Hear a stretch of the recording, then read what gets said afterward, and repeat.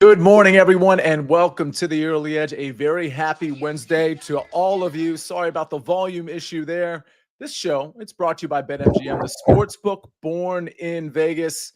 Let's get to the recap screen. It is not a great recap screen. We go 3-6. Shout out to AMags, who really crushed it. The SportsLine picks. Ben's pick doesn't come through. My first 5 pick does not come through. Buckets goes 1 for 2. 3-6 is not a good day. We got to do better. And we're going to do better. We got actually a great show. We have a great cast, and we've got the NBA sharing center stage with Major League Baseball. So we got cappers in both. We got Mikey B, we got PropStarz, we got the Sniper and AMags. I want to start with the NBA, though. And PropStarz, I'm going to start with you. Jayson Tatum and his Celtics face the Magic tonight. We may have some picks in that game. Actually, I know we do. With all that said, it doesn't look like Jayson Tatum is going to play. Your reaction? Yeah, it appears he's officially doubtful for the game. Despite being doubtful, just shows you how good and deep the Celtics team is. They're still 14.5-point favorites against the Orlando Magic, even without their leading scorer and MVP candidate in Jayson Tatum. So more than enough players to pick up the slack. Magic, meanwhile, just really are not able to get any production outside of their 2 all-stars in Paolo Banchero and Franz Wagner. So I do expect Boston to roll tonight, even if Tatum ends up missing out. Yeah, and Mikey B, this line is kind of sealing downward. I'm seeing some places down to 10.5. Your thoughts on Jayson Tatum being out and this still being a double-digit point spread? Yeah, exactly like Proppy said, the Magic have such problems scoring. The Celtics still have a very good defense, so that's not really going to change even though Tatum is out. I would be very surprised if we see Tatum anytime soon. This is the Celtics can easily dispatch the Magic without Tatum. So unless they find themselves, let's say they lose game 2 and game 3, okay, maybe. But unless they find themselves in any sort of pressure situation, there's no reason for them to push Tatum, let him heal up and get ready for the second round.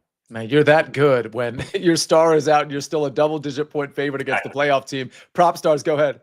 Yeah, and part of that reason is because of the bench that I mentioned, and it's an officially award season in the NBA right now. And shout out to Peyton Pritchard for winning the 6th Man of the Year award coming off that Boston bench. He's been absolutely phenomenal all season long. So, yeah, there's just great production 1 through 8 if you look at the rotation for Boston, and a big part of that is Peyton Pritchard, who had a phenomenal season. All right, Rick Funcannon saying Orlando team total under. We already have a lot of picks in the chat. Sniper, you weren't on the show yesterday. I do have to give you credit, though. AMags, your partner in crime, went 2-0 on this show, which really helped us out on a losing recap screen. You were on CBS Sports HQ yesterday. You went 3-0. Big MLB slate. How you doing today? Good. Yeah, I have a grievance against my doctor. I have a 9:30 appointment, so I couldn't be on the show. And then the appointment got canceled. And then I had Cubs Dodgers over, which hit in the 2nd inning, by the way. Almost got there in the 1st.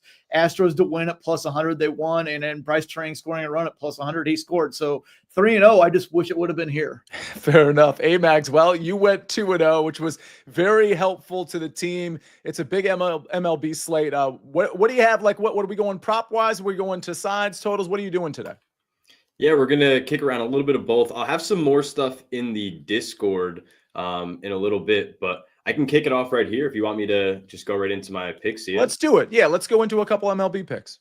All right. So you see the hat, and it's not because I'm on the show with Sia here. It is because we're going to try to go a little zig when they zag. Yesterday, the 1-hit effort from the Baltimore Orioles offense was certainly not it, but we kind of predicted that when winning our Nats side there. Mitchell Parker, just 8 innings of a shutout ball, really pitched well. The offense gets back on the right train tonight against Trevor Williams, who has been hit, hard against lefties. He's given up a ton of production against lefties.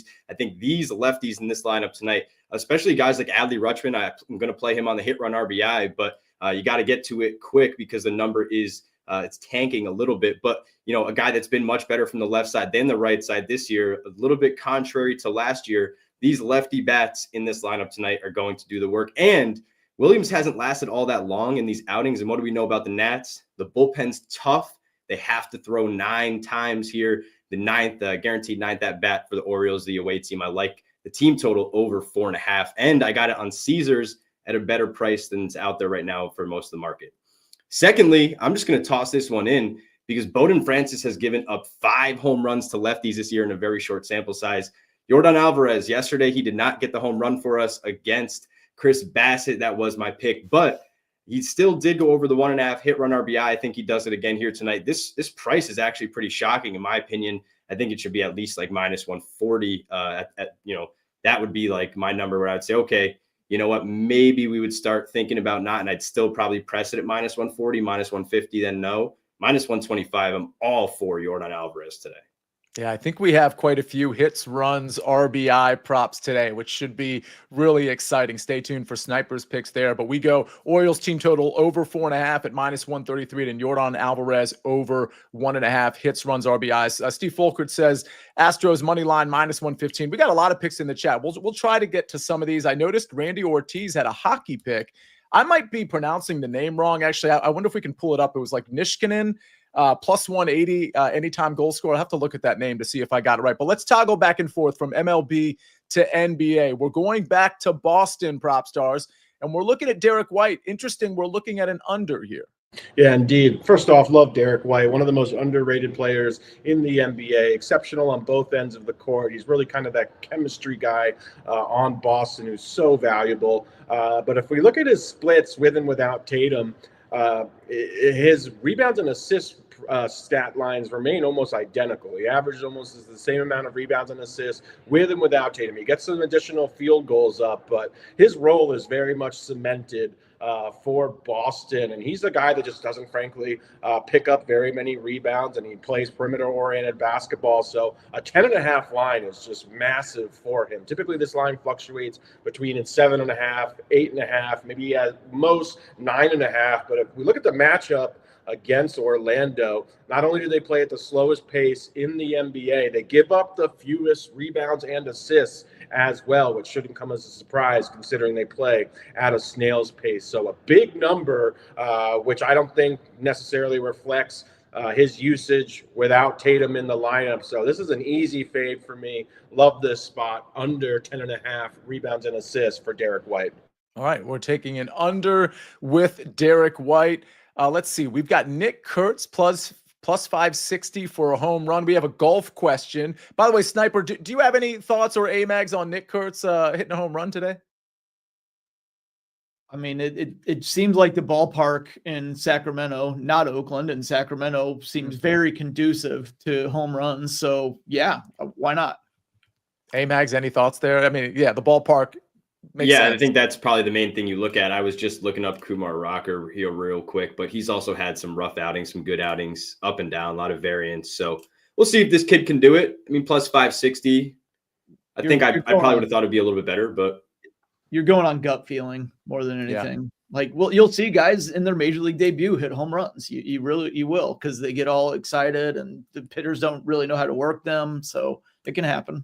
Randy Ortiz asks, Nick Taylor, Adam Hadwin over Ryan Fox, Garrett Higo. For those of you that don't know, the Zerk Classic is a team event. I've got a pick coming up in about a minute on this. I don't really like that. I think Hadwin and Taylor are solid, but Fox and Higo really solid too. It's actually, if you watch the early wedge yesterday, I have 3 outrights, 3 primary outrights, a couple of long shot sprinkles, but Higo and Fox were one of the outrights at 50-1. So I think both of those guys are really good, a good match and a good course fit. So it's not that I don't like Taylor and Hadwin. I just personally would stay away from that, especially at minus 120. Let's talk about an odds boost token, shall we? BetMGM account holders will receive an NBA playoff odds boost token. To use the odds boost token, add an NBA wager to your bet slip and activate the token. If your bet wins, you get extra winnings only at BetMGM.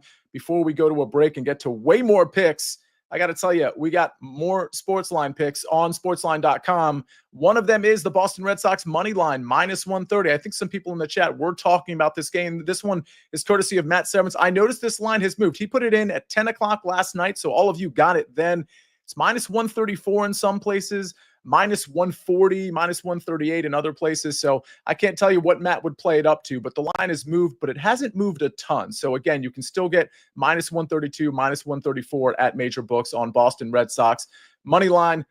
We got to take a break and get to more picks. We're going to do it right now.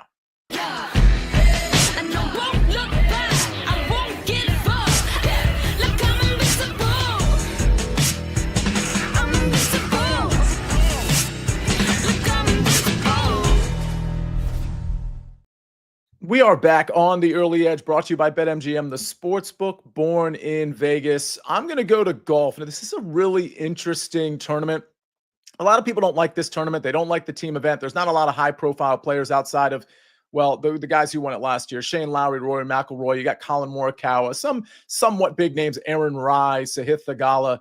Either way, I'm going with a matchup. I will say this. The Friday matchups, I think, are going to be a little bit stronger for me. And the reason for that is Friday's alternate shot, where one player, two players on a team, one player hits the tee shot, and then the next player hits the approach shot. On Thursday and Saturday, it's different. Everybody hits their own ball, which really kind of it makes things a little interesting. Basically, if you're taking a matchup 2 versus 2, you're basically betting on the best guy, because if that best guy controls his own ball for all 18 holes and he outplays the other 2, that team is going to win the matchup. With that context, I'm still going with Rico Hoey and Sam Ryder, who are really kind of first-round specialists, a couple of my first-round leaders that I had on the early wedge, over Joseph Bramlett and Alex Smalley. Pedigree-wise, Alex Smalley probably the best player here, but he's not playing well.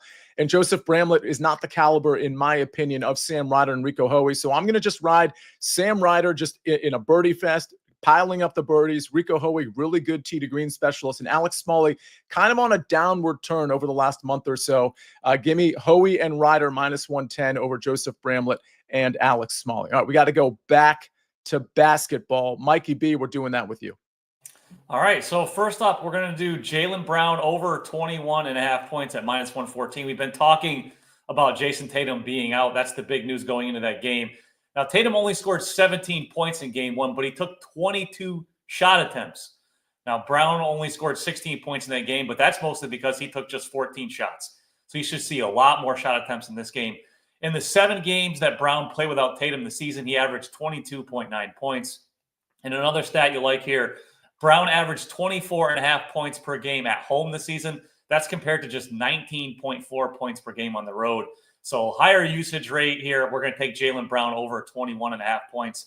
And then we'll go to that Rockets-Warriors game. I'm going to do Amen Thompson over 7.5 rebounds at -122. He's averaging 8.2 rebounds per game for the season. He had 9 rebounds in game 1. The Warriors play a lot of small lineups. That really helps Thompson, including that game 1. He has faced the Warriors 6 times this season. He had at least 8 rebounds in 4 of them. I think this is going to be another low-scoring game, a lot of rebounding opportunities, and Thompson goes over 7.5 rebounds. All right, we got Amen Thompson over 7.5 rebounds, and we've got Jaylen Brown over 21.5 points. Do you suspect, Mikey B, that with the Jayson Tatum news and people just kind of stewing about it, that this Jaylen Brown line will potentially go up, or the juice will go up, or do you think it'll stay steady here? Yeah, I saw it at 22.5 in a couple of places already. So I would think in the places that it's still 21.5, if it doesn't get there, the juice is going to be much heavier. I would still play it over 22.5. That wouldn't bother me any. He's had some good performances against the Magic before. They're a very good defensive team, but I believe he had over 30 points against them in a game earlier this season. So I'm not concerned. I think he'll be fine. All right. Sniper, we go to you. And one thing I probably should have led with, as Christian Hastings says, I love that play, Mikey B. One thing we probably should have led with is that we've got a huge baseball slate, but also a huge day baseball slate. I do want to mention within the next week and a half, we're going to have one of those live betting streams again, which is, of course, going to feature Sniper and AMags and probably Zach Simony, Mike McClure. So stay tuned for that. Those are always fun. We'll do it on probably a Wednesday or a Thursday where 4 or 5 afternoon games collide at the same time. But again, we've got some afternoon games, and Sniper, correct me if I'm wrong, but maybe 1 or 2 of your picks, maybe it's just one is afternoon related, but you've got 3 picks here. I do. The afternoon one's in the middle, and I'll talk more about that game in a second. I'm going to start with Royals -1.5 here on the run line. They did not win it on this play last night. They only won by 1 run, but that only makes me feel that much stronger about it because the Rockies are 4-18, and only 5 of those losses came by 1 run. So out of their 22 games played, they've lost by multiple runs 13 times. More often than not, this is going to come in. German Marquez on the mound for the Rockies. Disaster last 2 starts. Those were both on the road. It was not Coors Field. Mike Lorenzen has been good at home.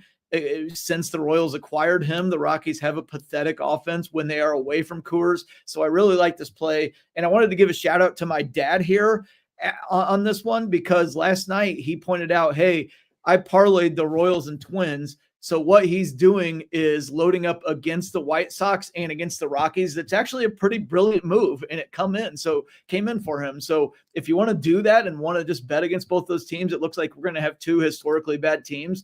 Not a bad play at all. So congrats, Dad. The day game, Braves Cardinals in Atlanta. It's at 12:15, so hurry up and get this one in. I'm going to go Matt Olson over 1.5 hits, runs, RBIs. Truist Park is the best home run park for left-handed hitters during the day.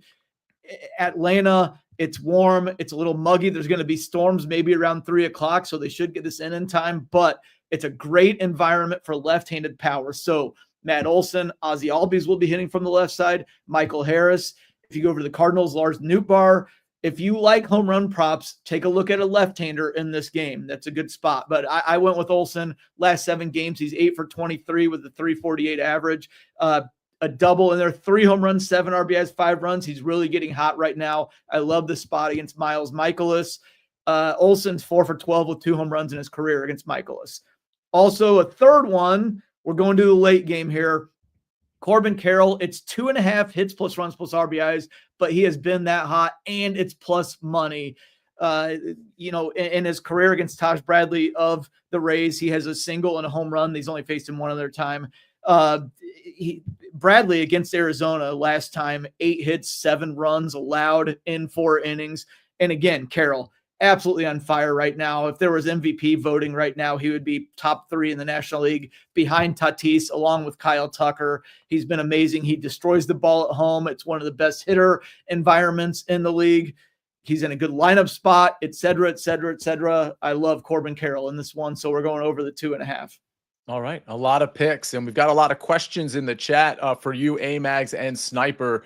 We'll try to get to at least some of them. But PropStarz, I do want to get you involved here. Ramo, a little bit ago, said, what do we think about Powell over 18.5 points and assists? Any thoughts there?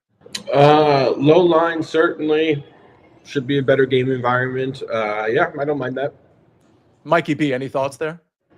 Yeah, I love Norman Powell. I think I was a card-carrying member, maybe even the president of the Norman Powell fan club this season for fantasy basketball. But right now, Kawhi Leonard is healthy. James Harden, Leonard, and Zubats are kind of leading the way for the Clippers. I would lean over, but I'd probably just avoid that one. All right. We may stay away from that one, Ramo. Michael asks, Brewers, Giants, no run first inning. I don't know how much you, Sniper and AMags, kind of get involved in the nerfies and yerfies, but any thoughts on this one? Freddie Peralta and Logan Webb, it's going to be low scoring in all likelihood. For the first set, you could go under through first 5, under in first 3, no runs in first. I'd be good with all those. All right. AMags, we've got Ozuna over 1.5 total bases from Big Cheesy at even money. Any thoughts there? Yeah, I know. I like that. And, as we've seen mentioned already in the chat here, you have Miles Michaelis Day. I don't know if that's like the a la Corbin, or not Corbin Burns, geez. Patrick Corbin Day, yeah. Different Corbin. But yeah, Miles Michaelis Day may be the new thing, or maybe Charlie Morton Day could be the new thing. Yeah, that's better.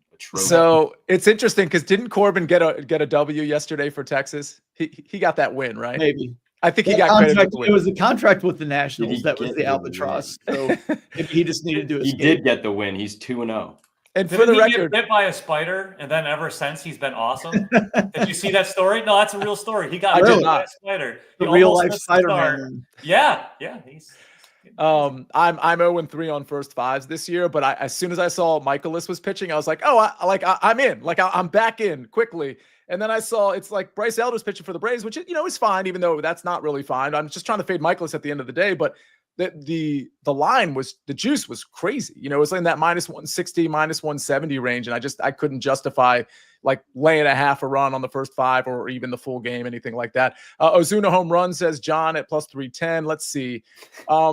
Steve Lochner asks, Sniper, do you like those plays? Michael Harris and Matt Olson versus Michaelis, and Wynn and Burleson versus Elder. Yeah, sure. Okay. I mean, I think there's going to be some scoring in that game. So any which way you want to play it with the offensive players is good. Like I said, leaned on the left-handers, which Donovan, Olson, Harris. Yeah. So that sounds great. Okay. And Mikey B, was there anything, I'll get to you in a second, AMags, was there anything basketball related that we needed to get to? No, the Norm Powell thing was in there a couple times, so I think we're pretty much covered here. Okay. We had PropStarz had a hard out. He's got some business to take care of for CBS. AMags, what else do we got? I just wanted to end it with a little shout out here to Jayson Nejad. He says, I guess his name should be Peter Corbin. That's pretty funny. Oh, that is funny. The Spider-Man play. Yeah, nice. So there you go. Dano says Freddie Peralta under 16.5 outs at -106. AMags or Snyper? What do we feel about that? I threw an answer in the chat. He's been very back and forth. I counted it up quick. Last year, 14 out of 32 starts. I think he went over that. But if you look at the times he pitched into the 6th inning, it was much higher. So you're kind of you're betting on a coin flip, a guy that's gonna get into the 6th inning at a higher rate. But, is he going to finish that inning? You're over 16.5 instead of 17.5. It was 17.5. I'd, feel better about going under. Then he's got to finish the inning. But a lot of things can happen. It's a lot of variance. Yeah. It's a really good pitcher environment. He's so inconsistent, but when he's on, he will definitely finish 6. There's times that he gets through 5 completely untouched, and then he melts down in the 6th. That's a tough one to play either side. Drew Green, I guess I answered this question. You might be at the show late. So are we doing another Wednesday live stream for Day Baseball? We're not doing it today, but next week, I think we may be doing one Wednesday or Thursday, but we're going to clarify that with you probably by the end of the week. So buckle up. We're going to be doing more of those. We're even going to do some night ones, probably when the NBA season, playoff season starts winding down just a little bit. We might incorporate some, some of those night live streams when all of those games collide around that 7 o'clock Eastern hour. Mikey B, there was a question about, before we get to the recap screen, I know you don't do a lot of sides, but we've got Houston trying to bounce back here, and now they're laying about 3.5 points. Any thoughts on that line? I would lean towards the Rockets -3.5, just because they couldn't have performed any worse offensively in that game. And they, if they perform even just a little bit better, they have the home court advantage here. Ime Udoka is a great coach. He will make necessary adjustments. So I would lean towards them winning. You can't play it on the money line because I think it's -170 or -175, way too much juice. But I would lean towards the Rockets at the -3.5. Yeah, it was such a bad start for the Rockets. They definitely battled back and looked like a very solid team late in that game. Thank you to GAWD, Richard Pierre, Lydia, all of you saying hit the like button. We always appreciate that, as we are over 100 likes, but we like that ratio to be a little bit closer. We got typically almost 500 people watching. We want to get to 150, 175 if we can. But either way, appreciate all the participation regardless. And thank you, everybody, for watching and making sure you're subscribed to this SportsLine YouTube channel. I'm going to be on in 6 minutes with Rick Gaiman, maybe Mike McClure. We're not sure about him, but we're going to be doing the Zurich Classic live chat. We're going to be talking DFS and betting and really any question you have. It's the whole purpose of the live chat, just like the live streams for MLB. We're trying to put out plays, but we're also trying to answer your questions as well. That's what this SportsLine YouTube channel is really all about. So definitely join us at 10:30 if you can for the Zurich Classic live chat. But let's take a look at the recap screen before we get out of here. My round 1-2 ball, I probably should have clarified. Obviously, it's Thursday, but it's Thursday early morning before the early edge starts. So you got to get this bet in today. That's why I put some of these bets out Wednesday, because we have tee times that start before the show starts. Again, round 1-2 ball, Rico Hoey and Sam Ryder -110 over Joseph Bramlett, Alex Smalley. The caveat here is this is a team event, and to me, my stronger picks are going to be on Friday and Sunday when we have alternate shot, as opposed to basically 4-ball here or best ball with this Thursday and Saturday setup. So just something to keep in mind. I feel like the Friday plays might be a little bit stronger. Derek White under 10.5 rebounds and assists at -115. That is courtesy of PropStarz. And then Mikey B's got Jaylen Brown over 21.5 points at -114 and Amen Thompson over 7.5 rebounds at -122. 3 picks from the Sniper, trying to go 3-0 like he did on HQ yesterday. Royals run line +115, that's -1.5. Matt Olson over 1.5 hits, runs, RBIs at -145. And Corbin Carroll over 2.5 hits, runs, RBIs at +125. AMags, Orioles team total over 4.5 at -133. And Yordan Alvarez over 1.5 hits, runs, RBIs, -125. Let's take a look at the SportsLine pick. Boston Red Sox money line -133. That courtesy of Matt Severance. What a great show this was. PropStarz, Mikey B, the Sniper, AMags. We had 2 for the NBA playoffs. We had 2 for a gigantic MLB slate, trying to give you everything we've got every single day. We'll do it again tomorrow. We'll do it again the next day, and every Monday through Friday at 10 o'clock. we are here for you. Ladies and gentlemen, it's been a great show. On behalf of everybody on this show and the guy running this show, that's Ben on the 1s and 2s and 3s and 4s, and all of you, let's have a great Wednesday. Maybe we'll see you in 4 minutes for the live chat. Either way, thanks for being a part of this show. We'll see you next time on The Early Edge. We rest our case.